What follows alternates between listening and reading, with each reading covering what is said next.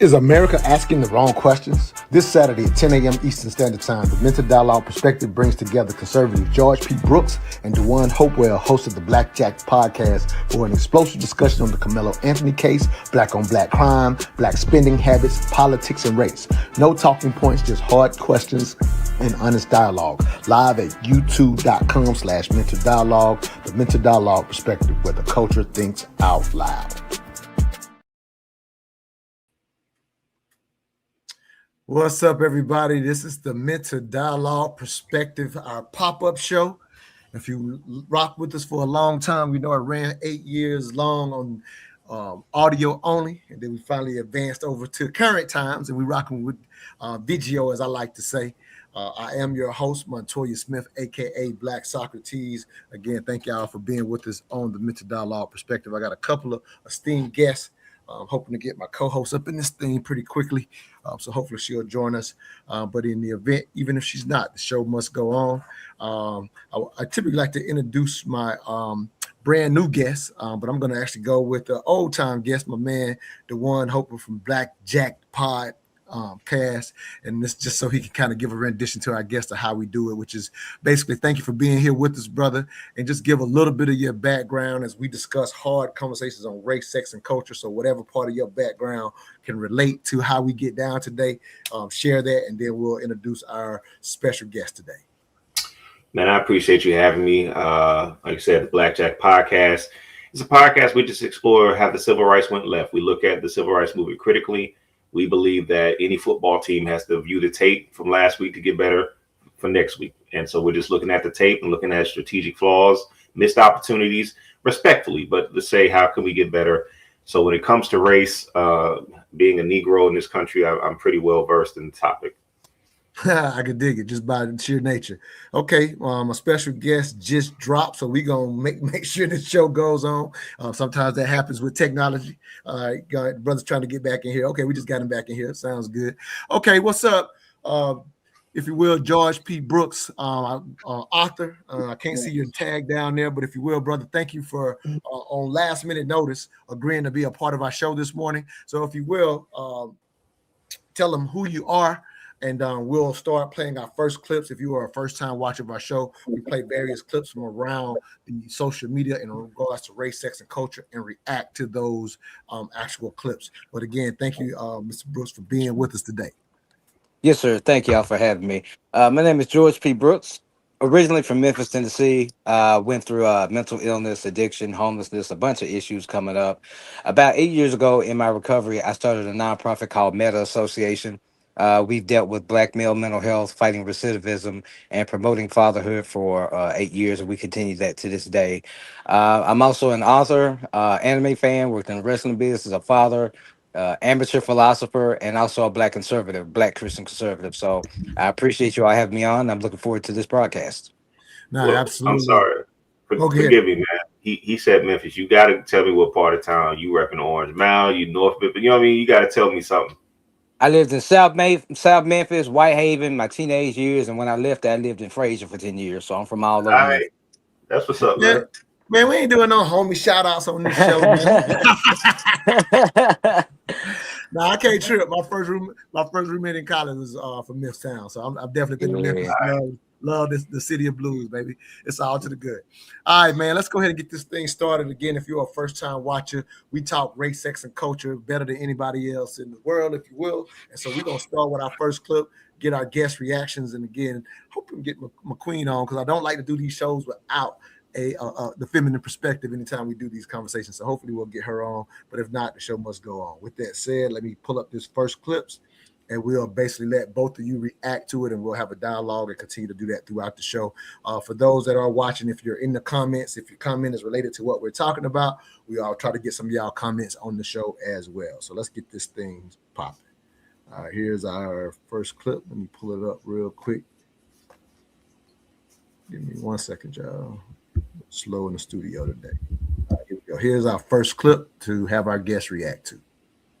The fact that, and I think this is in the same chapter, black slaves were worth as an asset group more than railroads, all banks, all insurance companies, and all the currency in America combined in 1850. That slavery had produced cotton, the gold standard of that moment, the cotton and tobacco, and that 47% of the economy, the export economy, was based on cotton. And that Wall Street didn't start largely in New York. It started, Lehman Brothers and others, that started in Montgomery, Alabama. Wow. Don't trust me. By the way, do your own research. 100% correct. They were there because that's where we were. That's where the cotton gin was. That's where the ports were. That's where the machinery of cotton production was. I'm trying to get us out of the emotions, first of all, because whenever you make an emotional decision, it's a bad one. Correct. The through line is that either through forced labor, forced importing, forced immigration, we got on the wrong boat, or voluntary immigration, this country has forced or attracted the best of the best to its shores. Now, I want you to think about that now. Not every Nigerian came to America.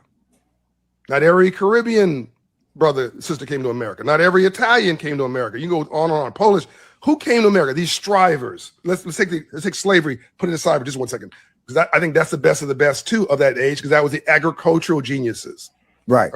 Right. So that it wasn't our choice. They forced us to come here, but it still was the best of the best.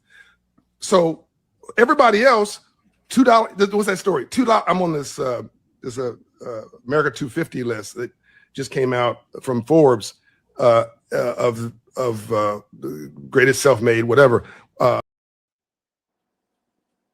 So we start out with the cut from D'Juan Hope Bryant. Pretty sure most of you have seen him or aware of that or know of that brother.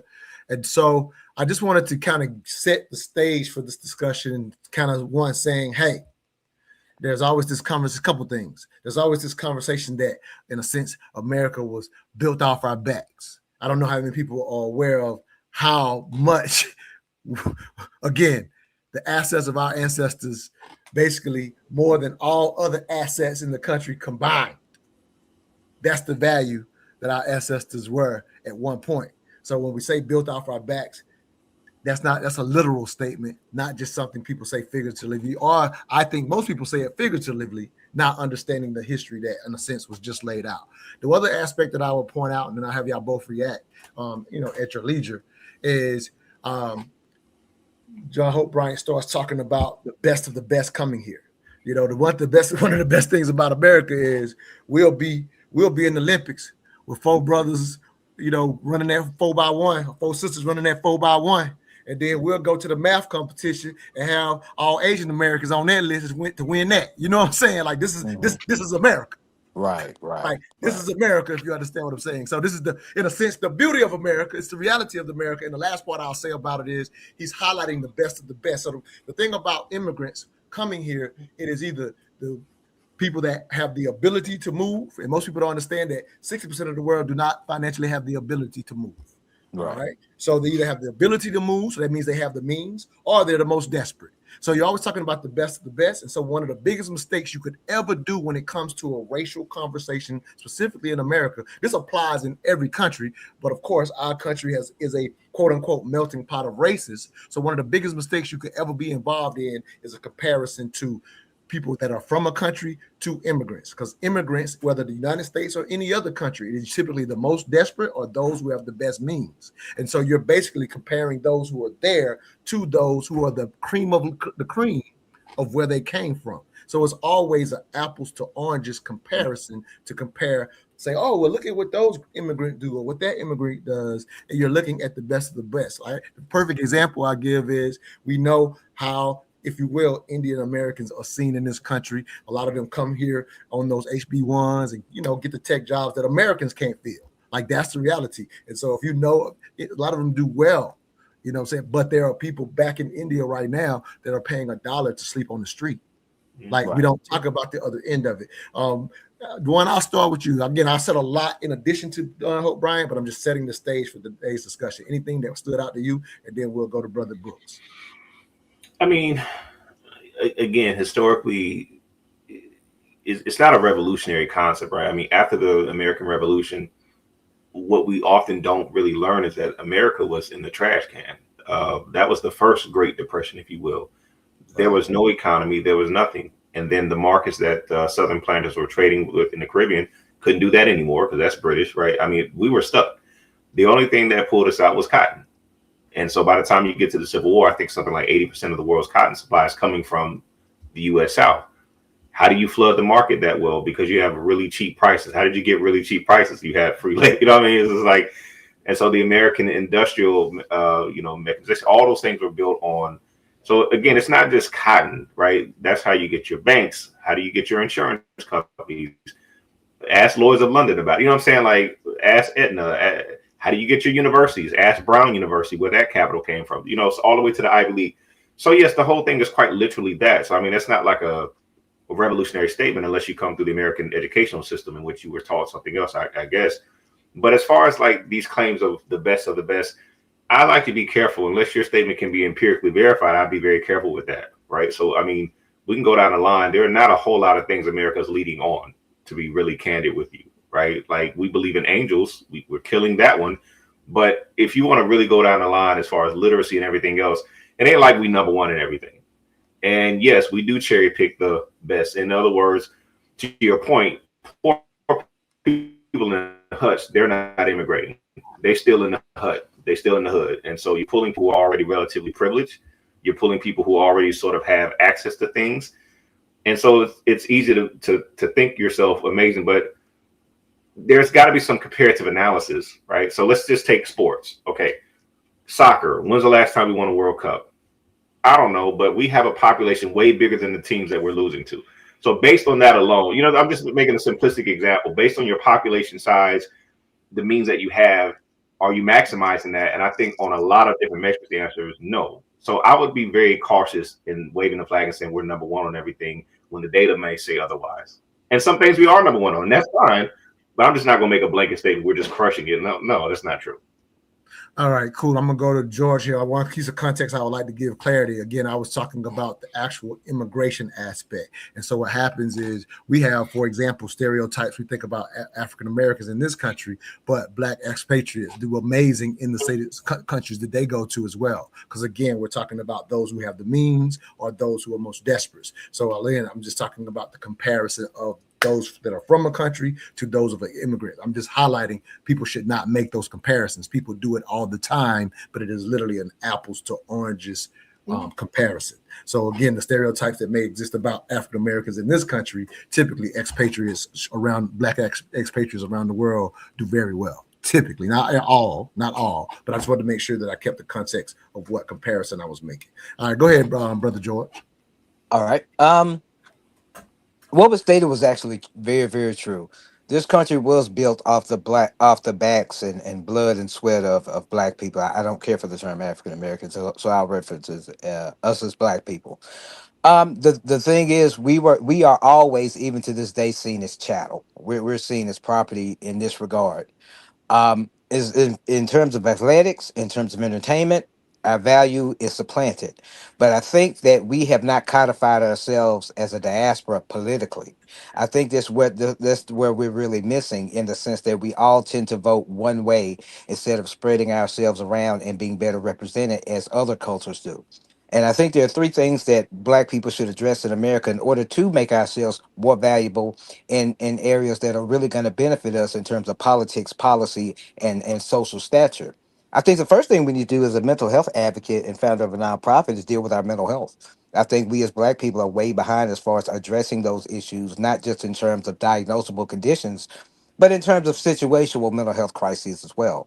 I think the second thing we need to do, and regardless of what deity you do or don't believe in, I think we need to return the faith. I think we've allowed the black church to become corrupt, to become more houses of ideology instead of faith. And the third thing I think we need to do is, aside from that, is to diversify ourselves politically. Let's get out of the civil war that we're in, that I'm seeing every day in terms of black people as far as Black conservatives who are starting to speak out being vilified, being attacked, threatened, ostracized. I think that every other culture can have their leftists and their rightists and their centrists, but we seem to not be able to do that. And with that, we're underrepresented politically. It's not that I think any particular party ignores us. It's just they have no reason to cater to us or to address our issues because they know we're not going to vote for them. So I think if we deal with our mental health and deal with those issues and deal with diversification as far as political stance and political I got you, ideology, brother. that'll help us not be just seen as just property and I cattle. got you. I got you.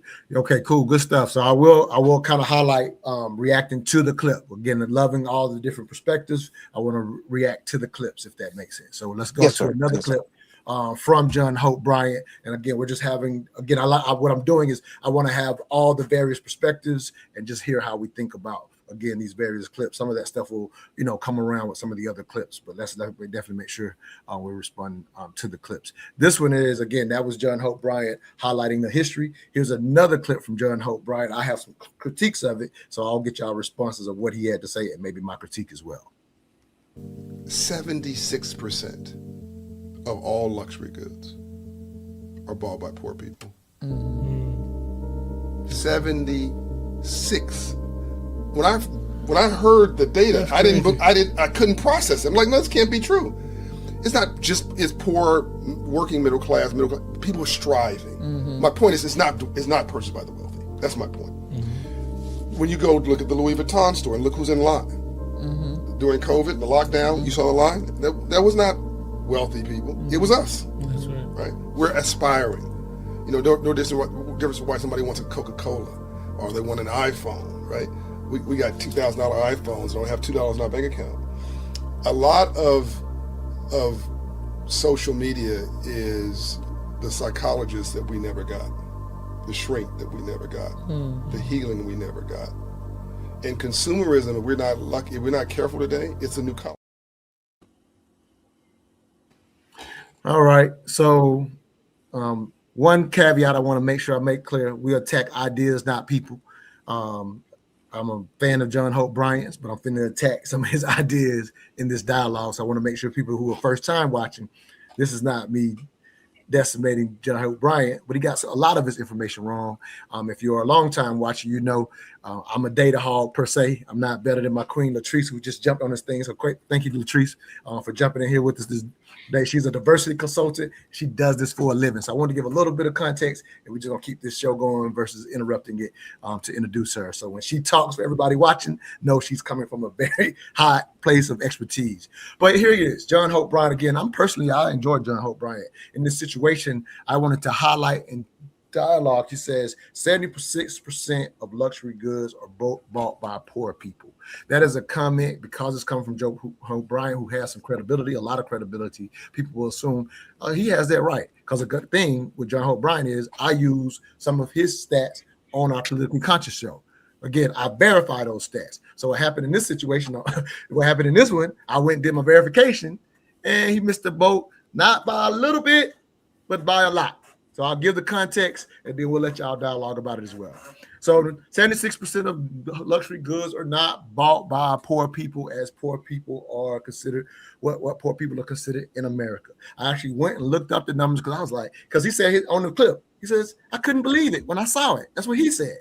So that's what made me, being a data hog, say, let me go check these numbers. I go check the numbers, come to find out that 76% is people who make $40,000 to $150,000. So the poor people who don't have any money or don't have $2,000 phones with $2 in their bank account, not that $40,000 is a lot of money. And D'Juan Hope Bryant, who is very wealthy, I'm assuming if he was making $150,000, he might consider that broke again, based on his background. But $150,000 puts you in the top 10% of the country. So I want to highlight that the people that the 76% is literally those who make $40,000 to $150,000. The reason I'm pointing this out is that other 24% are the wealthy who can easily afford it, and they buy more than their share of those wealthy goods at 24%. But that 76%, the reason that this actually matters is because he's presenting it as if those who are poor and we think of black people as poor collectively, and we do have too many people that are poor in that category, right? We do have too many people in that, but the assumption is that's where they're spending their money. I always tell people I was an after school instructor in a lot of different schools, and in the poor schools, yeah, I might see a kid come in with a pair of Jordans at the beginning of the year. But by the end of the year, he got a beat up pair of Jordans because this is his only pair of shoes for the year. And I'm just saying, hey, I'm not saying poor people don't buy luxury items, but that number, he's trying to make it seem like that's where we're spending our money, and that's not a reality. Latrice, since you just jumped on the show, I'll let you kind of give us your thoughts, and I'll go to Brother George and then Brother D'Juan. Go ahead, Queen. Thank you. A lot of people like to harp on that, but actually, researchers, when they study this status spending, and examining black and white spending gaps more broadly, they found that even after controlling for the main determinants of household spending, and that's income, demographics, and economic status, racial gaps in consumption don't disappear. And what I mean by that is racial inequalities in access to goods and services run deeper than income or wealth differences alone. But when they do it, they're doing it as a means of status signaling. And it's not just black folk who may not be in that income bracket to afford it. It's not just us. It's humans who do this. And when we pull black people out and make comments like that, we're saying there's something inherently wrong with us. And so I'm always a little cautious when folks are throwing those stats out that make it seem as if black folks are just intrinsically broken. No, absolutely. One other stat, and I'll go to Brother George. Walden did a study and kind of watching the what they call discretionary income spending. And so the keep up with the Joneses aspect ended up being about, for the study they did, ended up being about 3% of discretionary income. Because again, we always talk about the $1.3 trillion that we spend. And you and I on this show, Latrice, talked about 76% of that is going to stuff you need. So it's not a lot of discretionary income, but to a degree, there is this keep up with the Jones statuses, but it's not that people are spending all their money on that. These are just backed up by the data. George, we're just one more thing. Please go ahead. When you look at brand and marketing data, Black consumers are 25% more likely to switch brands and are often willing to pay more specifically for products that are actually suited to our needs and preferences. And what this suggests is that some of this is a market failure. That means that we're being underserved by products that we need. No, good stuff. All right, Brother George, any thoughts about anything you've heard at this point? Yes, thank you, Latrice, for joining us. And I want to piggyback on her point. It's often depicted as though it's just black people that quote unquote waste money or are slaves to consumerism. And I think it's more an issue of the poor, of the undereducated financially. For a long time, financial information and wherewithal was denied us. I would like to see us as a diaspora spend more discretionary income on assets instead of liabilities. I think it would go to building our wealth more and giving us more economic power for things like boycotts and demonstrations. It would give us more of a voice. But I think that comes down to education about finances, about investors, about investments. Instead of spending discretionary income on consumer goods, I would like to see a push in the Black community to acquire things like land and property, things that will build generational wealth, things that will make money be assets and help us more. I respect the thought. I'm going to go to Brother D'Juan. And one thing I will highlight to you, Brother George, just based on the data presented already, there isn't discretionary income to spend on those things for the poor. I was highlighting that John Hope Bryant was calling those that were making $40,000 to $150,000 poor. That's not considered poor in this country as an individual. So, No. Yeah, Of course, it's going to be skewed by him because he's in a different income bracket. And one thing that we do find is that people that have different levels of income perceive. I put it this way: to a lot of people that's not living in reality, most people I know are living off 40,000 as opposed to 2 million. So it depends on where you are in the economic platform and what your perspective is. No, fair enough. D'Juan, any thoughts on that clip? And we're gonna get to another clip after this. Yeah, you kind of stole my thunder because as you were playing it, my first thing was like, is that stat actually? I need to see. You know, what I'm saying? It's a real stat. I did the research. It's a real stat. Yeah. That's how I was able to find who actually Right. gets 76%. I was able to look it up Yeah. and find out. Like in this individually, you consider poor as an individual Right. 15,000 and below. And I'm glad you broke that there because I was just thinking like something, you know, we just need to, because we can just say things. It's like, well, you know, has He that been just said it examined wasn't. critically? He just moved. Right. Like Brother George said, poor to him, but not Right. poor to Americans. Go ahead, brother. I'm sorry. And I guess my frustration with these discussions, whether it's black people or white people, we tend to talk to people who are not rich as if they're just the most efficient people in the world. And think about it like this, right? If you went to the year 1980 and you look backward, the homeless population was completely stable at all times. And then all of a sudden it goes crazy. And so you have to ask yourself, did people in 1980 suddenly become irresponsible? And so it is here. Like we have these conversations about financial literacy as if like during the golden age of capitalism, everyone was so responsible and everyone had perfect discipline, and we just lost it. Now it's just like, is that what happened, or did other structural factors change to where people are really having a hard time? And we act like if you just didn't buy that brand of ice cream, like you could have a, you know what I'm saying? Like two things can be true. Can people do better? Absolutely. Hell, Jeff Bezos can do something better. Everyone can do something better. We understand that, but I don't like the fact that we sort of obsess on, I need you to mark every single dollar you spend. And of course you should do that. Yes, you should be, but we understand that. But don't do one without the other. And that's my frustration, particularly with people who have more means. They pretend as if they are singularly brilliant, and I can now talk to you like you're crazy. And it's just like, all right, man, that's the problem, because I bought a drink tonight. That's the problem. That you just solved it. Yeah, and that's why I use the shoe example for the after school program, being in, doing after school programs in some of the, in a sense, lower mean schools. I'm like, yeah, I can see how a parent got in the line to buy their kid that one pair of $200 Jordans, but $200 as an investment is not something that they're going to turn into being wealthy later. And it's not like they're like the kid who's everybody looks up to is the kid that can afford and buy the Jordans every 3 months. Like that's it. And in those schools, it ain't but a few kids like that. You know what I'm saying? That literally could even do it. So I'm just kind of I'm being real kind of minutia here to kind of highlight your point, D'Juan, that we actually think it could solve something, but $200 by itself cannot solve. Yeah. You have to show me how in 1980 everyone suddenly became irresponsible, and that's why they got home. Right. Like you have to show me that in the data. No, absolutely. Let's go to another clip.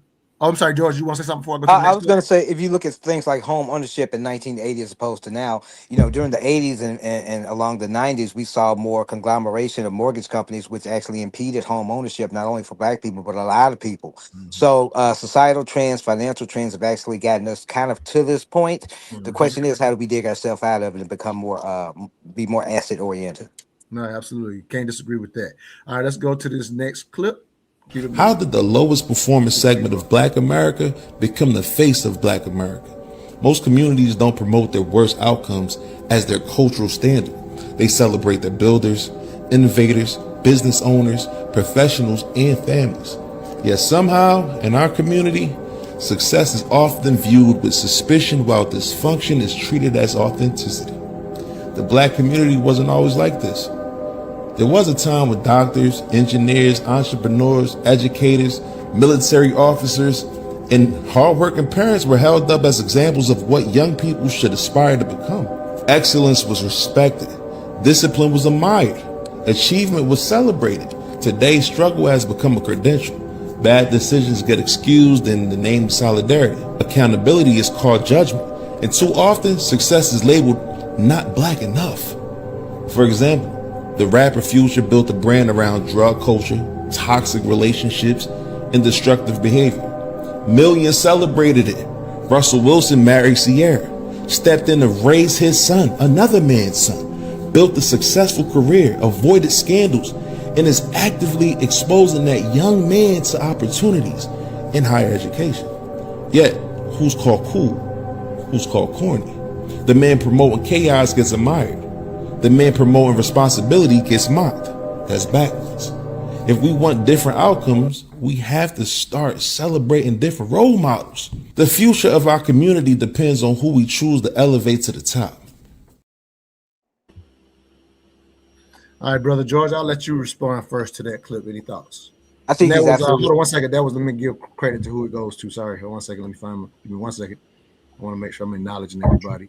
That was Brother Prada Jones, by the way, that said that for everybody watching. Go ahead, George. great. I think he's absolutely right. A lot of that is guided by media. And we have to understand the media is a market like everyone else. You can have a story about a 15-year-old black woman black young girl that gets accepted into college.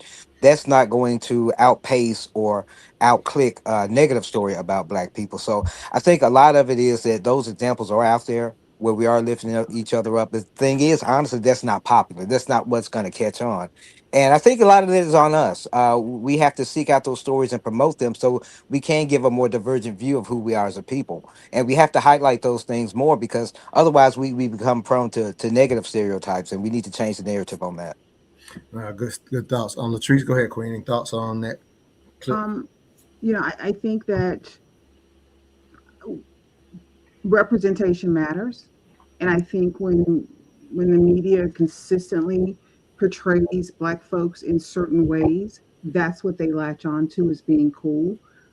One of the things that I recall is when the first Black Panther came out, some successful white producer made the comment that black kids should not be dressing up as the Black Panther for Halloween. Because it sends them the wrong message. And I thought that was interesting, to say the least, because here is a positive role model that black kids are latching onto. And why suddenly are white folks concerned about how black kids dress up for Halloween? And so representation and how we see ourselves represented matters. It matters in even how immigrants see us, because I've done trainings and workshops where folks that have immigrated to this country said that they came here expecting one type of behavior from Black folks because of the things that they saw in the media. But when they got to know Black folks, it was completely different than what they had expected. Also, media exposure has an impact on behavior, and there's no getting around that. And so we know that positive representation has a documented difference. And so we need to make certain that we are doing the things that all that we can do possibly to have that positive representation in our children's lives. I mean, there's this big thing going on now between India Ari and Young Miami, I think. Yeah, Young Miami. About a song. And I had not heard the song before, and I listened to it last night, and I was, I kind of clutched my pearls as a result of that song. Yeah. So love their thoughts, brother. One thing I forget what is, because wouldn't be surprised the one, but it was that he who controls the images controls the mind. That is a popular quote. I forget who said it. But go ahead, brother D'Juan. Any thoughts about what Brother Prada Jones had to say, or either one of our guests had to say? So there are two sides of this, and they're both very important. And unfortunately, whenever someone presents one side, the other side goes crazy. So let's try to do both sides. Okay. One side of this is I absolutely hate everything he just said, because it's rooted in anti-Blackness. And what I mean by that is our whole world, our society is so entrenched with anti-Blackness. I don't care what color you are, you see the world through those lenses. And I'm Black, and I see the world through anti-Black lenses because it's so thick. And so we have right now a president in the White House who has made it his brand to celebrate mediocrity and unqualified individuals. Linda McMahon has no background in education, and she was elected to lead the Department of Education. He has people negotiating treaties and who have no background in diplomacy, and that is celebrated. But yet, you think the problem is we like rappers. You said, like, it's this type of foolishness that I feel like this is just anti-Blackness, and it's parading as deep and profound, and it's not. It's just anti-Blackness. Here's the other side of this. It's objectively true that images, and media matter. It's objectively true that what you promote matters. Yeah, of course. But I'm saying if you only see it now, on one hand, it's appropriate as Black people to focus on us. Absolutely. But on the other hand, those same people just never see it when Justin Bieber and all these other crazy people get promoted. They and Donald Trump, they only see it with a rapper. But it is true that there is a problem with media and image. And this is why immigrants can come to this country already hardwired to not like Black people, because they've been consuming Western media their whole life. This is why a cop on the beat is so damn afraid. Ain't never lived around Black. How did you get so afraid of Black people? Because of media, because of images, etc. So yes, it is true. And so while we don't control major media outlets, what do we control? On our own platforms, we need to be conscious of this. So yes, both sides are true, but they're both equally important is the problem. And I don't think we give equal credence to both of those. No, I think you did a great job of doing that, Brother D'Juan. And I appreciate, really, personally, I'll just say I appreciate all of y'all thoughts. And I think Brother George, specifically highlight, hey, here's what media shows. So if you're watching, all we're going to say to our culture, if you will, is how intentional you have to be, considering that mass media will do that. And there's a psychology to when Brother George pointed out the type of stories that will catch notoriety versus a positive story versus a negative story. We're also hardwired as humans to do that from psychology. The example I always love to give that is Albert Einstein, when he was teaching a math class one time, he was putting up the nines timetable for those that remember having to do times table. But he wrote it on the board or whatever, and he intentionally put 9 times 9 equals 80, right? So he was doing 1 times 9 equals 9, 2 times 9 equals 18. He was writing it on the board, and he intentionally did 9 times 9 equals 80 instead of 81. And when he did it, all the kids started raising their hand, and he just kept going. 9 times 10 was 90. 9 times 11 was 99. So he just keeps going, and the kids are just going crazy, whatever. And he continues teaching. He's doing this on purpose. He continues kind of teaching the class, and the kids just keep trying to say he got point whatever. And he goes, and he just finally tells them calm down. He goes, all right, what's the problem? He asked one of the kids, and one of the kids points out that 9 times 9 was 80. He says, nobody wanted to mention that I got the other 11 right. And it's, again, we're hardwired that way for psychology. The deep psychology is for survival. If there's something appears to be dangerous, we're going to point that out first, because you instinctively you had to survive. So that still stays with us all the way down to media, understanding that psychology, knowing that a negative story can run on the front page way better than a positive story because of how we're hardwired. This is mental dialogue, so if that's a little too nuanced for everybody. Hey, one quick point I want to throw in right. Yeah, go ahead, George. I think with the media and the way that it's structured, I think it illuminates something for me personally, is that while we claim to be a melting pot, I think it states that we're not really. I think we're a melting pot in terms of proximity, but not in terms of applications, in the sense that we can live next door to people of other races, but we really don't interact with them, and that bleeds into us being stereotyped or demonized often in media. So we have access. We can drink out the same water fountain. We can go to the same shopping malls, but we're really not integrating in the sense that on a daily basis we're really not interacting with other races. Yeah, that is absolutely right. Go ahead. I think that we let the one go. Then I got you, Latrice. I saw you. Okay. Oh no, please, the lady, please. Okay, all right, ladies first. Absolutely. Go ahead, Queen. I wanted to also highlight the concept of representation burden. It goes back to that we have to work twice as hard to get half as far, and that's not just a myth. When we think about, let's say, corporate America, for instance, when you see a Black person, stereotypically, one doesn't think executive. When you see a woman, stereotypically, one doesn't think engineer. And so oftentimes those in the minority have excess representational weight, meaning that we have to constantly prove and overprove ourselves. In my career, I've been told that I just need to put on my big girl panties and suck it up by a senior VP of HR after I'd been given a task that I completed, but then the needle moved and I had to do something different. And when I called her out on it, well, you just need to put on your big girl panties and suck it up. So a lot of factors. So that's a real lived experience for me. No, I absolutely respect that. All right, let's go to this next clip. And this is the big controversy over the past few weeks. I do want to highlight, if you are a first-time listener or aware of the mental dialogue perspective, We typically don't touch hot button items that are super, super hot or kind of till after the fact. Typically, I would have moved this probably for another month, but since we don't pop up weekly anymore, we just kind of do this show from time to time. I'm going ahead and touching the Karmelo Anthony thing. I wish I did. I don't know this brother's name. I got this from one of my people that I follow pages. I wish I knew this brother's name to give him his credit.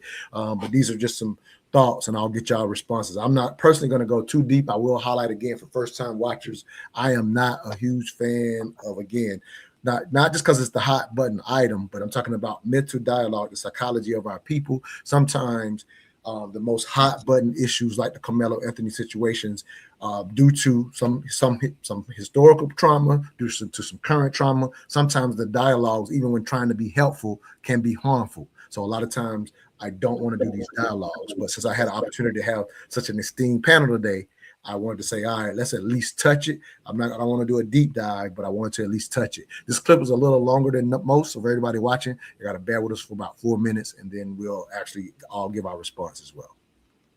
All right, so I got to say this, right?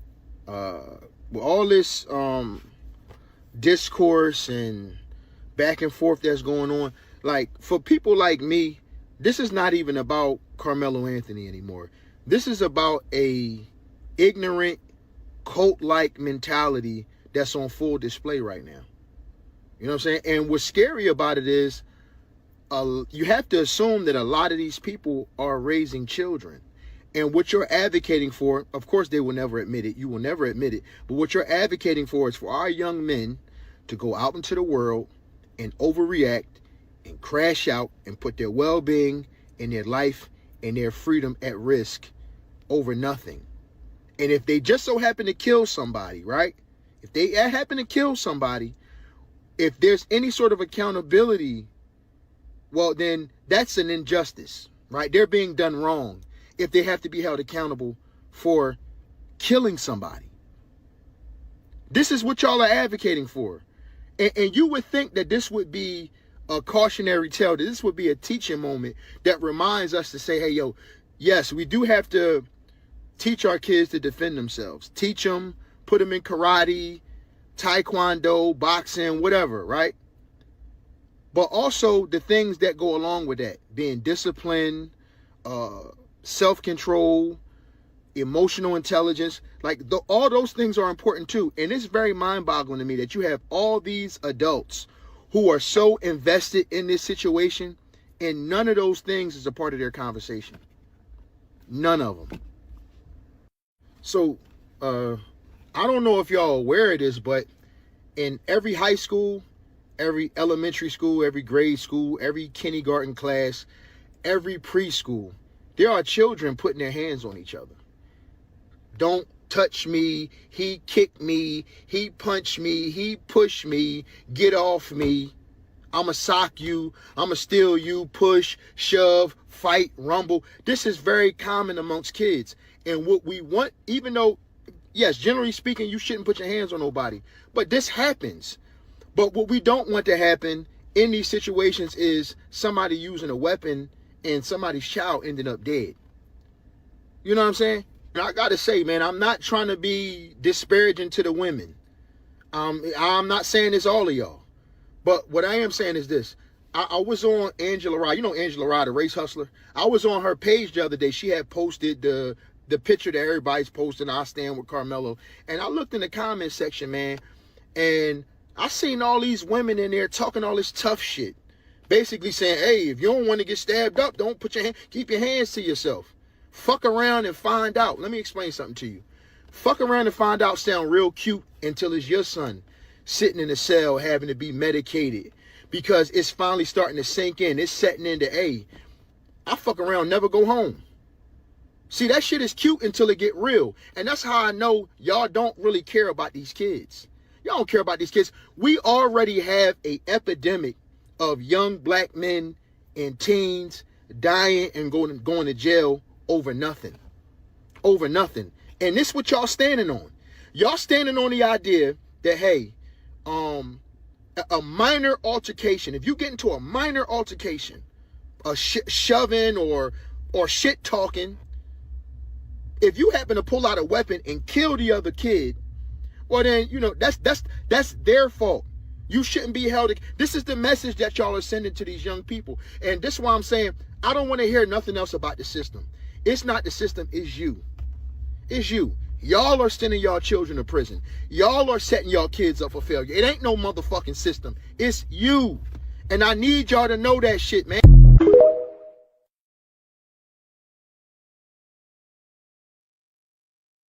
We are offering a meritocracy around here, so we'll let you go first on that one. Go ahead, brother. I'm sorry. Any thoughts? Oh, you talking to me? Yes, yeah. So you lead. Yeah, you lead the way on that one. Any thoughts on? Brother said a lot. Oh, my bad. So again, this is one of these things where there are two sides to this, and they're both very important. So I want to be clear. I don't know the facts of the case. I try to read up a little bit. I haven't followed this. I'm not very versed. So I want to be careful. So let me just speak high level, right? My basic high level understanding is these are high school students. There's an altercation. He has a knife in his book bag. He pulls it out. He stabs his kid. So high level, let's pretend that there is no racism in the world. If there's no racism in the world, I would look at Kyle Rittenhouse and say, why did you show up here with a gun to a protest? And I would say to this young man, why did you show up here with a knife? If there's no racism in the world, high level, I would ask them both the same question. And they both need to sort of justify that. And so on the surface, not knowing the facts of the case, if you say I was in an altercation, I was defending myself. If you're two high school students defending yourselves, you can defend yourself with your fist. Like, we don't actually have to stab anyone. Like, that doesn't necessarily justify the use of a weapon. In the same way, but there is racism in the world. And I think what a lot of people are reacting to is, why is it that George Zimmerman gets to literally track someone down who's a child, get into a fight, pull out a gun and say, I was defending myself, and this black person can't use the same fist? Like, I understand their frustration. There's a duality that just unfortunately cannot be addressed. And so, yes, I understand the one side who says, why can't I do what he does? This is racist. And I understand the other side that says, in a perfect world, George Zimmerman and Kyle Rittenhouse should also be locked up. Like, I don't think anyone should be able to just say, oh, self-defense, I killed someone. Well, was the defense proportionate to the threat? You know what I mean? But it's not a perfect world. And this is why people get very triggered and this gets very emotional. I understand why people are angry on both sides. I got you. I and understand. Unfortunately, black people always have to look for perfect victims, and he's just not it. No, I definitely understand it. And I'm gonna say this kind of to you as well, and I get it. It was a long clip, so it definitely can lose your attention. Respond to the clip. I'll just highlight that to you. Respond to the actual clip. All right, Brother George, any thoughts? Any thoughts? To what that brother had to say? Yes, sir. I've been talking a lot about this the past couple of weeks, and I'll say this. I've noticed the same thing. This really exhibited a chasm as far as black people. I did see a lot of people say, well, I'm glad he killed a white boy. And the thing about it is that we can no longer operate in that area because we're killing ourselves. We have to hold people accountable. We can't allow race to become our identity to the point where we negate wrongdoing based on racial trauma or preconceived notions. And to see my people, some of my people, applaud that and not see it for what it is, which was murder, it saddens me, and it makes me worrisome about the future. So he's absolutely right in what he's saying. And let me say this, and then I'm done. That does not mean that there are not systemic things in the way that cloud the issue or make it more difficult to discern. But at the core, he took a knife to school and he murdered someone. So we need to let that be paramount and not fall back into identity politics and be racist ourselves. All right, good stuff. Latrice, your thoughts? Again, I'm challenging y'all to respond to the clip. I'll just keep saying that. So I think he's wrong because in the sense where Karmelo Anthony's own mother on the stand did not argue that the killing was justified. She asked for mercy and said he was sorry. So that aspect, regardless of what we saw in the comments, his mother acknowledged what he had done, that it was wrong, that he was sorry, and have mercy. And so we get into anti-Black womenness in some of that statement that he made. And we need to be mindful of that also. And the fact that nowhere in his statement did he say anything about the fathers. And so that was troublesome for me. Also with the knife, he didn't have the tool that you use to do whatever you need to do to your track shoes. So apparently they sometimes use knives, and so that's why he had the knife. So it's not like he brought a knife to a track meet for no reason. Okay. I think that there's a gap between what happened in the courtroom and the comment section. And I think a lot of times in that comment section, people are, they're being keyboard warriors, as they say. And it doesn't necessarily mean that they're not raising their children to be disciplined, to have emotional intelligence. People were just caught up in the emotionalism. But for the Karmelo Anthony case in and of itself, his parents acknowledged that what he did was wrong. And I'll add this. When the situation, I was actually living near the area when this happened last April of last year, and I talked to my son about it recently. And the first thing that we came to, where his father failed him. My 21-year-old son said, "Why was his father not teaching him how to deal with situations like that?" So a lot of men that I've talked to regarding the issue are saying the father more or less didn't do his job, and didn't prepare him for this. And the thing is, there is no tool for sharpening spikes per se, but the fact of the matter is, you're not supposed to have a knife at school.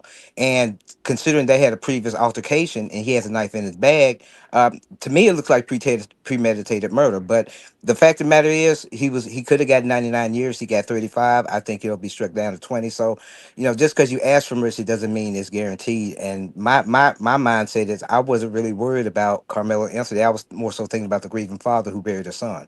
I'm a father. I'm a man. I'm a Christian before I'm black. So I'm not gonna buy into identity politics, which I think this just led to. So I'm gonna make this comment. I'm gonna share some comments from a good friend of mine, Ashley Johnson Alford. She's a lawyer down in Louisiana, and she made some comments. So I'm gonna make that the gist of my comments. I'll simply say, from my personal perspective, that at the end of the day, it was a multi-tool knife. Again, I do understand that that's the school policy. I know when I was in high school, we could take a small pocket knife to school when I was in high school. Again, that doesn't make it right. I'm just speaking kind of objectively here and say, hey, I definitely understand the rule, if you will. But yeah, I definitely don't understand premeditated sentencing for a fight. Doesn't make sense. Typically, that's typically not premeditated in that sense. And the last part of it, the last part I'll say, and then I'll read these comments from Ashley. And the last part is, clearly the number of years on the sentences is very typical of the systemic stuff we see inside of sentencing that come for African Americans. So I'm not saying individually. I actually agree with a lot of what that brother had to say. And I'll even say, Latrice, to you, in the sense of, if he's responding directly to those who are making those emotional comments, if you will. Again, I love the fact that you said, hey, the mother did not do this, which is obviously very important to this conversation.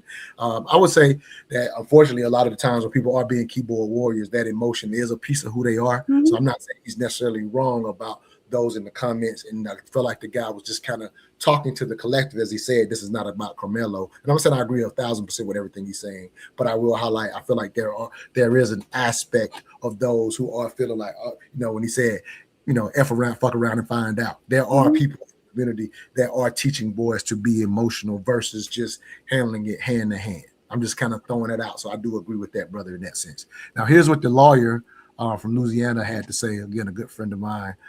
So bear with me as I read through this. She says, it wasn't in my mind to discuss Karmelo Anthony because people really just wanted to argue. Now that it is died down, I have 3 points, just 3. The justice system in America was never built to afford people of color the right of self-defense. In no period in American history have Black people ever been worthy enough to argue defense of their things, families, or self. She highlighted a skilled Black defense attorney would have known how to handle and navigate this, but I digress. But I digress. She's talking about the Karmelo Anthony case. Number 2, she says the jurisdiction matters. Certain verdicts and sentences won't make sense to people who aren't familiar with Southern politics that are especially prevalent in places such as Texas, Louisiana, and Alabama. The incarceration rates alone should tell you everything you need to know about the justices below the Mason-Dixon. Texas has one of the most active death rows in the nation. They've held 4 executions already in 2026, with 4 more to go before December. I don't play in states that never let their execution chambers get cold. Y'all shouldn't either. I am not of the belief that we need to teach Black children to assimilate in order to be safe. I also refuse to teach my children that they cannot defend themselves. However, I will absolutely teach my children to read the rooms they are in. In a white county, at a white school with white sheriffs and white juries, my children absolutely would not be in an event pointing a knife at anybody. Number 3, lastly, 2 things can both be true. I do not agree with Karmelo taking the life of over a minor confrontation. I also do not agree with the state of Texas taking 35 years of life in the same confrontation involving a clear lack of malicious intent. Actions do have consequences that goes for both sides, but I'll never downplay the fact that white consequences look nothing like Black consequences. Ask Louisiana, ask Texas, ask Oklahoma, ask Alabama, ask Georgia, ask Mystical. The rules are not universal down here. That's what we need to teach the children. Justice for Karmelo Anthony, #. I love her statement. I'll kind of leave it at that.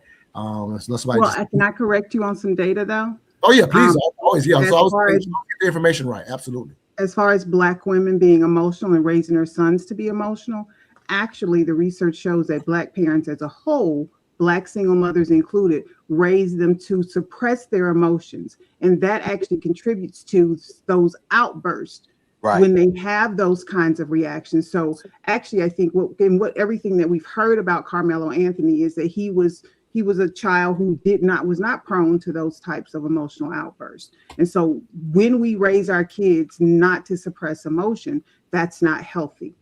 And they have those moments where so I just wanted to correct you on that statement. Right. What was said? What did I say incorrectly? Because there are outliers. I was just reading as well, so I'm not. That's why I'm not just for me. It was something. We were talking about the women and the keyboard warriors and things of that nature. Yeah. Okay. And so what I'm highlighting, I'm talking about the suppression of the emotions like that. I'm saying that type of teaching is what leads to being emotional. Like that's okay. So what I heard you say was that they teach them to be emotional. So maybe I misunderstood you. No, yeah. I'm just saying we're saying the same thing as I kind of highlighting. Yeah. You end up being too emotional because of how you're taught, if that makes sense. But go ahead, Brother George. You want to say something as well? Yeah, I've been living in Texas for 8 years, and I've seen the state of Texas get vilified, but it's like that here for everyone. I've seen cases where white people have gotten their boots smoked, so to speak. Legally, this state does not play around, and the county that he lives in, a lot of people say he was in an all-white Frisco is more diverse than what people think it is. So I think people are just taking preconceived notions and kind of running with it. But I think if we can kind of wear that down a little bit, it'll help us see things a little bit clearer. But the fact remains, he's guilty of murder and he confessed. So that is what it is. He got justice. He got sentenced. So you think the 35 years is justice? I'm curious. Do you think that he could have got 99? I mean, he could. I mean, of course. Yeah. So here's one thing. Go ahead, brother. Yeah, here's one thing I refuse to do. I refuse to conflate one case with another. So when I look at issues like this, I'm going to look at this individual case. I can't worry about what happened in this case. It's totally different circumstances.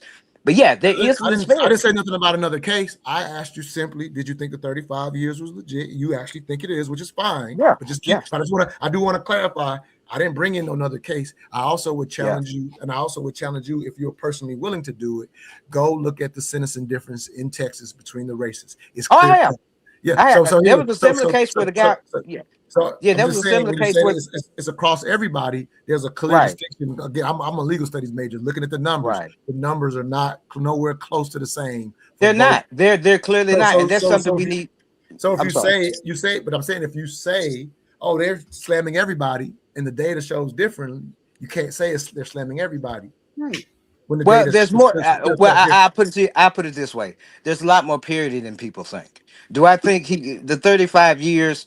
Consider he could have got 99. Do I think it's a little high? Yes, I do. I'm not saying that 35 years is necessarily just, but we need to look at what goes into that and try to address those issues and try to even things out systemically.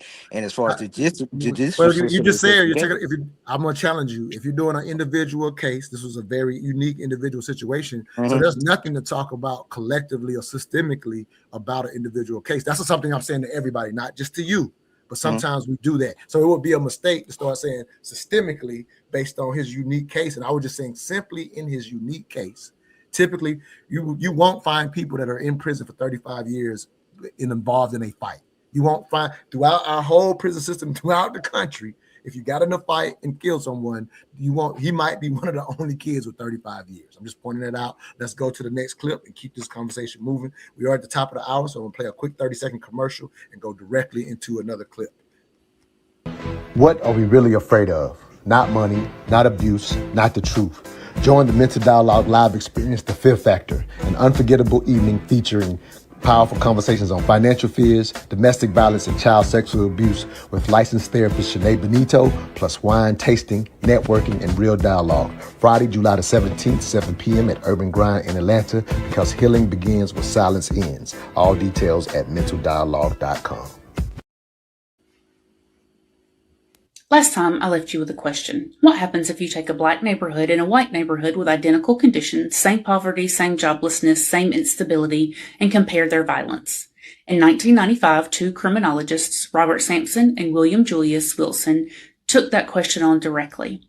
The result is called the racial invariance thesis, and it's the load-bearing wall of this entire conversation. Here's what it says.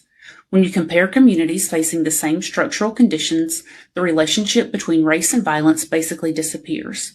White communities under the same concentrated disadvantage produce similar levels of violence. Race isn't the cause. The conditions are the cause. Race just predicts who got forced into the conditions. That's the whole ballgame. Violence isn't tracking race, it's tracking circumstance. And we already know from the map how people got sorted into those circumstances. But now I have to tell you the detail that makes this study almost brutal. When researchers go looking for white neighborhoods that face the same level of concentrated disadvantage as the hardest hit black neighborhoods, they can barely find any. They're rare, almost to the point of not existing. Think about what that means. The conditions we're talking about, that deep, packed generational disadvantage, are so racially concentrated in this country that there's almost no white equivalent to even compare against. Sampson himself pointed this out. The exposure is that lopsided, so the comparison is rigged before it starts, but not in the direction the black-on-black crime crowd thinks. It's rigged because we built the conditions for one group that we almost never built for the other. And then we turned around and blamed the group for how people respond to the conditions we created. So let's recap where we are. Crime is intraracial because it's local. It's local because neighborhoods are segregated. Segregation was engineered by policy. Inside those neighborhoods, concentrated disadvantage drives violence. And when you control for that disadvantage, race stops mattering. Every single link in that chain is sourced. None of it required the word culture, and none of it blamed anybody for the color of their skin. So where did those conditions actually come from in the real economy and living memory? Why did the disadvantage get so concentrated so fast in exactly these places? That's an economic story, and it's next. Latrice, I'll let you start there. I always highlight anytime we have this conversation about black on black crime. I said it only gets racialized in this country. At the end of the day, we have high crime areas. I don't mind calling out a high crime area for what it is. It's a high crime area. Race has nothing at all to do with this, but we've racialized crime in this country pretty much for a long time. I used to say since the 70s, but the more I've been following that lady's name is Grace, and she goes and follow her on IG at some academic dissent is what she goes by on IG. Latrice, I'll let you respond first though. So that study was first run in 1995, and then they ran it again in 2018 with findings that were similar. And I actually just had this conversation this past week because someone that was here they said black on black crime. And I immediately said, no, sir, we don't do that in this house. It's crimes of proximity. And it's predicated upon socioeconomic factors that create the circumstances that lead to the crimes that occur. So you have this in Hispanic communities, you have this in Asian communities, you have this in white communities, but it was specifically called out in the 70s to highlight the intrinsic violent nature of Black people. And so we need to be mindful of what we consume and how we allow that to color the lens through which we view the world, because there is no such thing as black on black crime when you look at it in the when you take it from a racial perspective. These things happen in all neighborhoods that are socioeconomically poor, and the findings that those situations it's becoming more and more difficult to find the neighborhoods for white folks that have those specific factors leading to violence is in and of itself something that needs to be discussed. Because if you read, I forgot the name of the book, but it basically talks about how this country was intentionally segregated the way that it is, and the impact that those segregations still have on us today. So we have to begin at some point in this country to begin to address the structural issues and stop blaming the folks who have been pushed into those categories.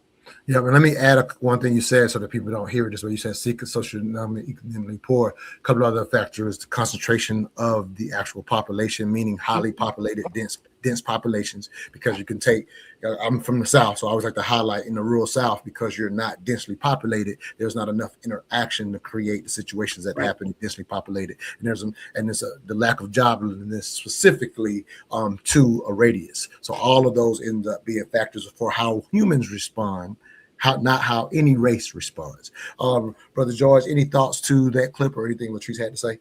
Yes, sir. I think Latrice made a beautiful point where she said, because I'm of the belief too. I like for us to get away from saying black on black crime. Like she said, it's crimes of proximity. Asians kill other Asians, whites kill other whites, blacks kill other blacks. This is the way it is, and I think we need to focus on the issues that cause crime in general, and not just focus on black crime. Because I think in doing so, we somehow miss the point and can't get to the crux of what the issue really is. Yeah, I would agree 1,000% with that.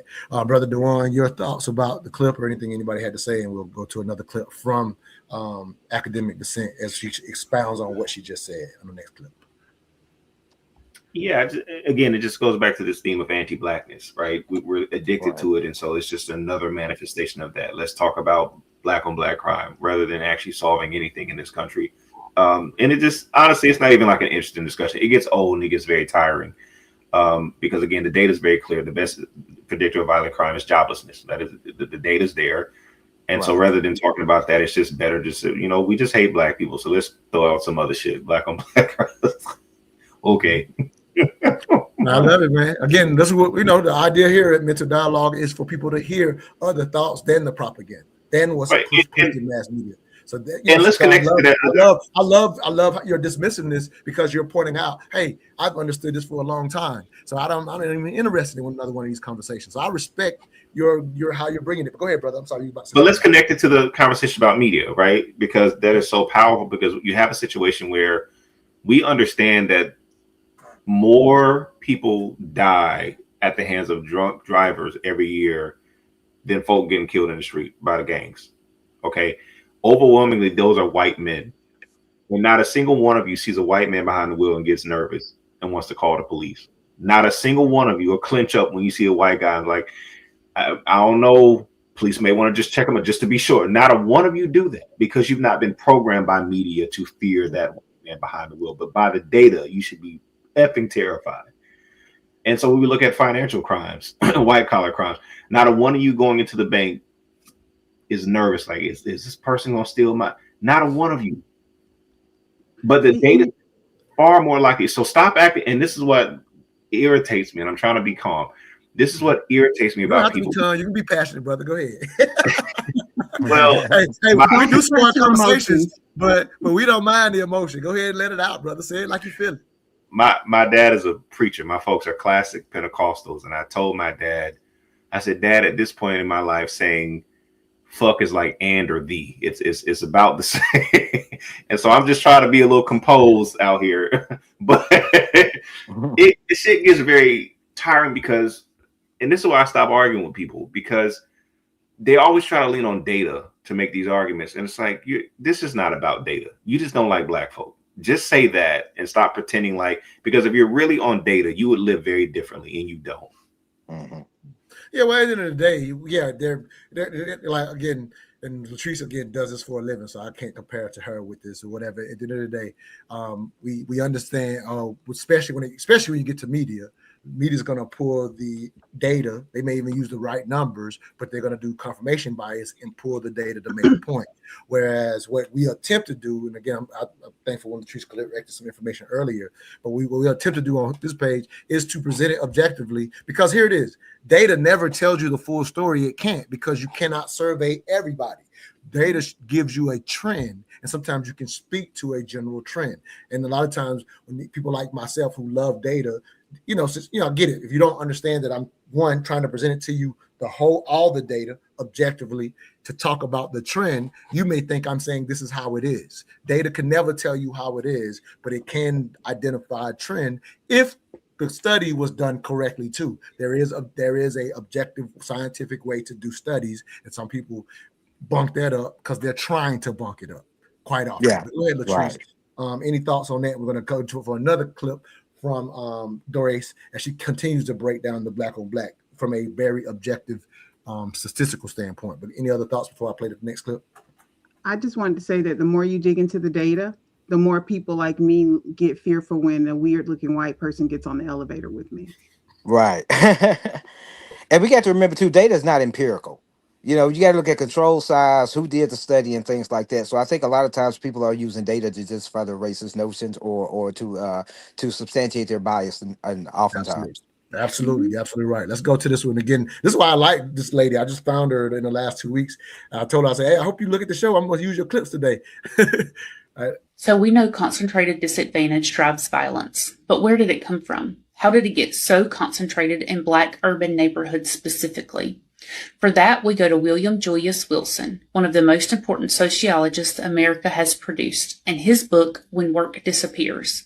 Here's the story. For a stretch of the 20th century, you could get a job in an American city with no college degree, work in a factory, and build a stable working class life. Those manufacturing jobs were the latter, and a huge number of Black families had finally, after the Great Migration, gotten access to the cities where those jobs were. And then the jobs left. Starting in the 1970s, deindustrialization gutted the urban core. Factories closed, moved south, moved overseas, or got automated. The work that had been the foundation of city neighborhoods just evaporated.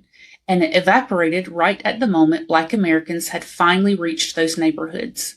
The timing here is vicious. White families had already been handed the tools to follow jobs to the suburbs. Remember the FHA loans, the highways, the whole engineered escape route from a few episodes ago. Black families, locked out of those same tools by the same policies, were stuck in the urban core when the economic floor fell out from under it. So you don't just get poverty. You get what Wilson called the disappearance of work itself as an organizing force in a community. When a neighborhood has jobs, it has structure, routine, role models, money flowing through local businesses. Pull the work out, and all of that unravels at once. That's how you manufacture concentrated disadvantage in a single generation. And notice, again, that not one piece of this is about Black people being different. It's about a factory closing and a family being legally trapped next to it. Put any group on earth through that exact sequence and you get the same result. We know this because we're watching it happen to other groups right now. So far, we've built the structural case all the way from a phrase down to a closed factory. But there's a second half to this story, and it's uglier. Because the conditions are one thing. The way we choose to talk about them and who we choose to blame is another. And that choice is old. Much older than the 70s. Next time, we go back to the 1890s. So I watched that next clip. I'm not going to play it here, but that's what, like I said, when she said the 70s, that's the part where I personally had researched. Right. And then she breaks down where the dialogue about our community in reference to crime. I knew some of what she said, but the next video really goes deeper. But Brother George, sound like you wanted to speak, but I'll go ahead and let you start off. But again, I'm just highlighting, now we're talking about the real reason versus the dialogue and the propaganda that we're constantly going back and forth, that the one says he's tired of even doing it with anyone. And so this is the dialogue in a sense that really should be had in reference to how to improve those things versus we have dialogues about the individual because we're blaming culture and we're blaming race when they literally have nothing to do with it, when it's these structural things, as she just said, is starting to hit other communities based on things that we're experiencing right now. Your thoughts about what she had to say? Go ahead, brother. I think I don't think this is so much a cultural issue. I think it's more of an economic issue in the sense that back during the 70s in Detroit, you had a tremendous boon in black prosperity because of the auto plants, but that prosperity was also garnered to other communities. And what you saw at the end of the 70s, the early 80s, was a shift from a manufacturing-based company to more consumer country. And when Clinton signed NAFTA, they pretty much kind of put the nail in the coffin of a lot of manufacturing jobs. Now, I do see the current administration trying to reverse that tide, but I think if we become more of a manufacturing-based economy, especially in terms of jobs, we'll see things improve, not only for us as black people, but for all people, because we need those jobs back. We sold them away for a new economy that really hasn't matriculated. But I think it's more systemic about, you know, America's focus as far as what we want to build our economic base on first, instead of a systemic or a specific cultural issue. Now, I respect that. I will definitely have to get you back on the politically conscious, so I won't do too much here. Those jobs are never coming back, brother. Right. I say they were trying, but yeah. It don't matter how much you try. Just kind of highlight that. Again, I want to go too deep into the political stuff. But I think Brother D'Juan pointed this out when for example, when we were historically, from the first clip we played, 80% of the cotton that was being produced was produced by America for the reasons that he's talked about. So the reason that everything is made in China is due to the cheap labor of making the goods or whatever. And so no companies are bringing those manufacturing back no matter what, because they can't do it at cost, and our wages, simply the wages that make sense in our country, will always be too high to bring that back. Latrice, any thoughts to either what the Queen, what the Grace had to say, or either one George had to say? Sure. There's a book that I read recently called How Capitalism Underdeveloped Black America. And it essentially, the whole central theme of this book is saying that the American economy developed in ways that actually depended on the exploitation of Black labor, while at the same time restricting Black ownership, political power, and economic independence. And if we really dig into the data, we see that consistently is the through line to what happens in this country. When you bring it to present day society, the Black unemployment rate is much higher, almost twice as high as the white unemployment rate. And it's not because we're not qualified. It's not because we don't want to work. It's for other reasons. And even when when they are working, they're paid less with the same qualifications and experience. And so that old adage, while we say we shouldn't have to depend on those old things like work twice as hard to get half as far, they are still very relevant in today's marketplace. And so I absolutely agree. And if you haven't read How Capitalism Underdeveloped Black America, it's a great book.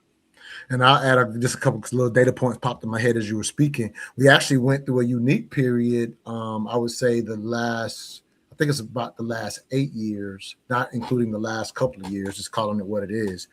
But before, we're at 26 now. So 2024 to about, I think 2016, we actually experienced a period where our unemployment wasn't double. Because it's typically, if you go through the history prior to about 2016, we were always double unemployment. Mm-hmm. So when the country was hitting all-time lows in unemployment, we actually had cut down to double, and we just recently have almost doubled again in the last 2 years. So we're back to historically where we've been in the last couple of years. I'm talking about Black unemployment specifically. Right, but that's where you have to disaggregate the data too, because what types of roles were Black people filling, and how did it rank on the pay scale? Because absolutely, you're right when you say, hey, we're still typically 20 to 30% pay less. Like that didn't necessarily go away. Right. There was a one little period, and again, I want to go too deep in the details. We actually had a period since it was the first time since the 70s under Biden where the wages actually went up for us. That hadn't happened since. It's like when Brother George was talking about prosperity of the manufacturing age. We were in a sense the wage gap specifically for Black Americans to whites was actually making a jump, and then right after the gas stuff that happened in the 70s, we've never made that jump except under Biden there was wage gap increase for the first time since the 70s. Brother D'Juan, any thoughts about anything you've said, or we can go to the next clip? Really, I think they kind of nailed that. I mean, I don't want to get into a politically conscious joint, so let's leave it there. And actually, I got to bounce, but I appreciate it, man. Oh yeah, okay, you got to get out of here. No problem, man. I'm gonna keep you for one more tiresome conversation. And this is real quick. This is a real quick clip. I'm not even gonna spend a lot of time on it.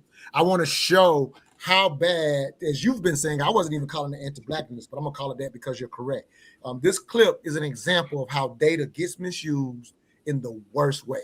So I kind of called out D'Juan Hopewell earlier. Again, he just kind of moved the group around a little bit. That's this right here is just a blatant misuse of data. And I would say because of the data that we're always hearing, I think people would agree with what we're about to see, hook, line, and sinker. And I'm telling you off top, it's completely wrong. But let me play this quick clip and then I'll let you go after this one, Brother D'Juan. We let the guys know that we're African-American males are 6% of the U.S. population, but we're upwards of 60% of the U.S. prison population.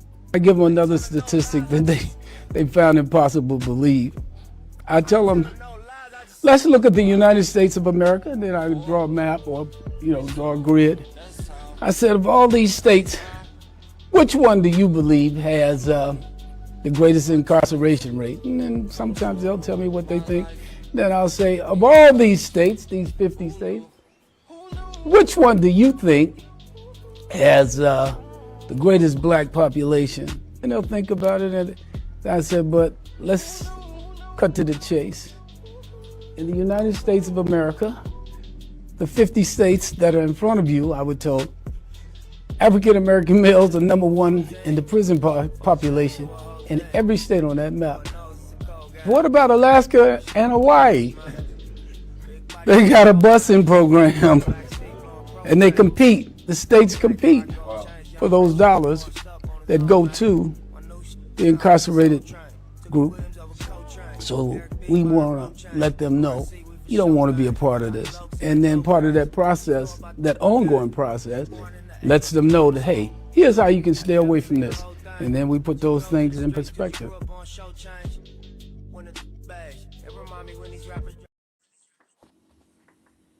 So I guess if you put on a suit, and it sounds like he's talking to people outside of the United States, because he said I'm making an assumption on that part of who he may be talking to or who his audience is, but you can jump on a podcast, jump on a suit, and state data.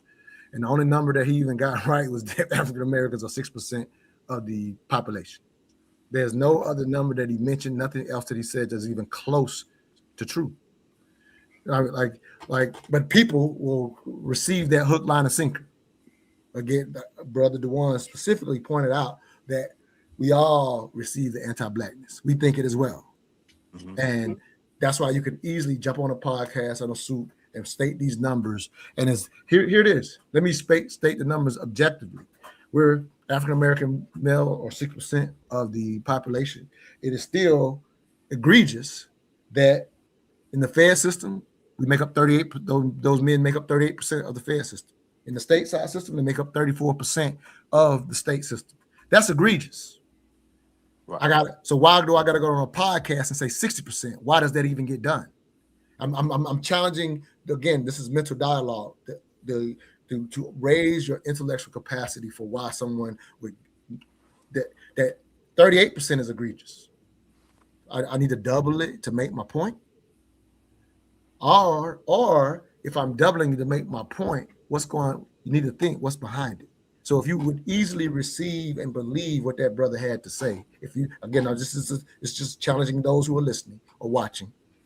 If you would receive what he said, hook, line, and sinker, and not ask, well, damn, why would the brother double it? And this is not even specific to him. I wouldn't be surprised if he just heard the information himself and just repeated it. I'm not saying he went and doubled it himself, but these are the numbers that we easily agree with. He goes in all 50 states. In all 50 states, it's 17 states. We ain't even 5%. Hold on, that's just as black people. So let's cut that 5% to 2.5% males. There's states we're not 2.5%. We're not the leading incarceration. We're not leading anything in that situation. Again, I don't mind talking about the issues with the 38%, but we've already kind of smartly had this conversation in a smart way that we're not going to egregiously make race the issue, because when it comes to crime, humans do what they do based on the condition. That doesn't give an excuse. That does not get anybody off the hook. But we're not going to make the mistake on mental dialogue of racializing a conversation that actually is a human condition. I remember, I forget the rabbi in Chicago who's real known for trying to help the gangs in Chicago. I can't think of his name right now, but he's always highlighted. He's like, if we just said this is what American kids were doing, this whole situation would change, versus people saying, oh, look at what those gangs are doing and you should fix it yourself. He just said if we actually just told it what it was, these are kids that are harming. But again, that's just specifically in a high crime area in Chicago. I didn't grow up in a high crime area. I grew up in a very poor area, but it was spread out in South Carolina, a couple of murders my entire life. But we have this thought and these beliefs that here's how we act, and we're leading the incarceration rate. All right, Brother D'Juan, I know you got to go, so I'll get your thoughts first and let you go. Yeah, man. I just think we should be putting heavy tariffs on podcast mics. I really think that's the change that we need in this country. We ask about people's motivations. I think some people are legitimately just ignorant and not adept at research, and so they hear things thrown on the internet and they just repeat them. And I don't think they're malicious. I do think other people are malicious or ill-intended. And I don't know this man to say which one he is. He legitimately could just be a little bit dumb and he just heard some shit and ran with it. And then again, there are people just for clicks or say whatever it might be. The things that people do for clicks in this economy, in this world that we have, it is very, I would say it's quite scary, is all I can say. Good stuff. Thank you for your time. Before you go, brother, tell them how they can keep up with what you're doing at Black Jack Podcast. First of all, I would say tune in here because y'all talking about more meaningful things than I'm ever going to talk about. But definitely, check out the Black Jack Podcast wherever you download your podcast. Hit me up on social media, Black Jack Pod. Yeah, man, just check in. All right. All right. Thank you for your time, brother. All right, Brother George. Any response again to what I would say is a complete misuse of data? We've kind of consistently had that theme on this conversation, but I'm really challenging. Lost that brother. So Latrice, I'll go to you. He's been having to jump in and jump out, so hopefully he'll jump back on. I think that it was very telling when he mentioned Hawaii and Alaska, how he kind of just it made no sense what he said after that. And the reason for that, and this is why I think his intent was malicious, because he just mumbled some mumbo jumbo when he brought up Hawaii and Alaska, because had he actually pulled in the data, it actually shows that the Native American and Native Hawaiian Pacific Islanders are those that are largely incarcerated, which actually lends itself to the concept of concentrated disadvantage. Absolutely. And policy history tracks that whichever group structurally gets boxed in, those are the ones who get massively incarcerated. So I believe his intent was malicious in misrepresenting that data. No, absolutely. And then speaking of it, like for everybody watching, if based on how you hear the propaganda of crime and black on black crime in our country, if we were to highlight, what are the two most violent states? Let me get everybody sit on that for a second. Just everybody watching. If you had to guess who are the two most violent states in our country, whatever pops in your mind, they are Alaska and New Mexico, and we ain't there. Right. Go ahead, Brother George. Any thoughts on, again, I just wanted to kind of point out how people misuse data, and I would agree, Latrice, that it was maliciously done, but people will accept it hook, line, and sinker because we do hear all of the data racialized. And to our point, that concentrated poverty that she's speaking of, is if you're in those conditions, is what humans do. So we need to just take that conversation out of being racialized is my perspective. But your thoughts on what that brother had to say? I wholeheartedly agree with everybody on the panel. I think it was malicious. I think that it was racialized. I see people all the time squelch out data, but they don't give context to it. And to me, to try to say that black men are the most incarcerated, which may be true, but to not add other factors such as illiteracy rates, fatherless homes, and add those statistics, to me is malicious and intellectually dishonest. Good stuff. All right, y'all. I only got one more clip. And this is just kind of an interesting thought, Latrice. I think you will see where I'm going with this because you were happy to be at our last live experience where we discussed what would the world be if we only had one race. I'm not saying that this clip is directly related to it, but I know you'll hear the hints of kind of why I wanted to leave us with this thought for our last clip. So this is our last clip. We'll get both of y'all thoughts, and we'll let people, George, we'll let people know how they can keep in contact with you. Thank you for being on the show. But let's do this last clip and get out of here. That's my biggest thing with this whole era that we're in right now. Whenever I see something happen with Trump now, I say, what are white people going to do about it? That's my question. 100%. What are you white people going to do about what's happening in this country? Do you know what, man? The thing that is crazy to me is it's like ever since we stopped being hunter-gatherers and humanity started forming governments and cities, the shtick has always been, okay, I'm going to separate these two groups of people so that I can control the whole thing. And it's like, you still don't see it. Like, it has been consistently happening for millennia. And it's like, they're still doing the same thing. Like Lyndon B. Johnson said it. You know, you teach the poor. You teach a white man to feel like he's better. You teach the poor lowest white man to feel like he's better than the richest black man. The richest black man, and you can rob him blind. Yeah. And they just got it on tape. Mm-hmm. But that's been the strategy the whole time. And it's like y'all don't see it yet. It's just, I don't know. Yeah, I like to say the rich white man convinced the poor black man the rich white man convinced the poor white man that he's poor because of niggas. Boom. But now it's niggas, trans, immigrants. Yeah, anybody who's other. That's right. You convince them to fight against each other.